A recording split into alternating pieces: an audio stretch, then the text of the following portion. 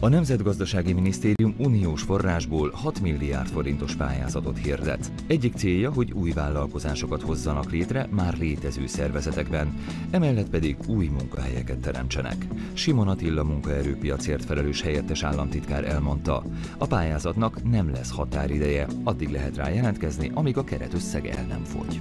2016. szeptember 1-től lehet majd benyújtani a pályázatokat, és 6,5 milliótól 250 millió forintig lehet pályázni. És lényegében nincsen felső limit, már mint ami az időbeli korlátozást tekinti, tehát mindaddig, ameddig van forrása ebben az operatív programban, addig lehetőség van a pályázatok benyújtására. A felhívásra a vidéki régiókban lehet pályázni.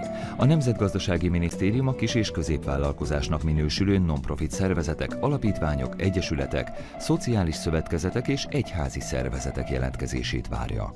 Azok a non-profit szervezetek pályázhatnak, akik a piaci szempontokon túl a társadalmi szempontokat is figyelembe véve szeretnének a piacon elhelyezkedni, vagy a piacra kijutni. Tehát fontos a két szempont együttes jelenléte, a kettőt együtt szeretnénk megtámogatni. És ennek az oka pedig az, hogy olyan személyeknek a foglalkoztatásához nyújtsunk így közvetve segítséget, akik alacsony képzettségűek, hátrányos helyzetű térségekben vannak. A pályázatot innovációra, beruházásra, fejlesztésre adhatják be a KKV-k, de minden ilyen cél mögött a munkaerő bővítésének is szerepelnie kell.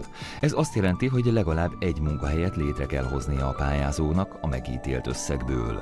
Madarász András elmondta, az Európai Uniónak fontos célja, hogy tagállamaiban növekedjen a foglalkoztatás mértéke, és ebben fontos szerepet töltenek be a civil szervezetek is.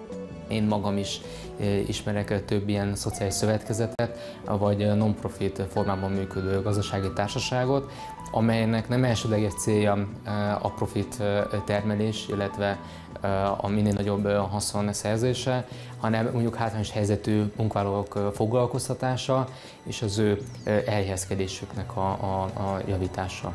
A pályázati szakértők szerint érdemes megragadni ezt a lehetőséget. A GINOP forrásra korábban ugyanis non-profit szervezetek számára kevesebb pályázat volt.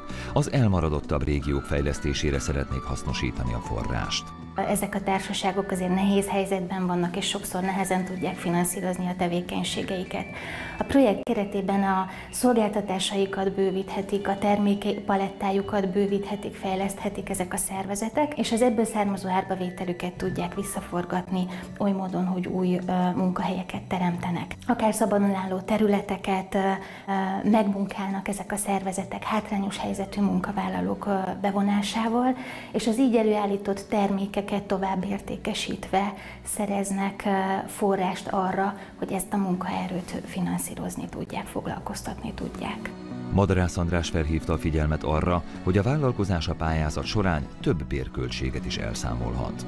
Piacra támogatást, új munkavállaló felvételével kapcsolatos bérköltségeket lehet elszámolni, igénybe lehet venni külső szakmai tanácsadót, az ő megbízási díját is el lehet számolni. Minden olyan költséget, amely ehhez az új projektnek a beindításához feltétlenül szükséges informatikai fejlesztés, vagy pedig infrastrukturális fejlesztés.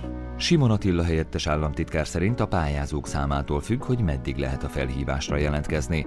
Az igény azonban, ahogy az előzetes felmérések is mutatják, jelentős.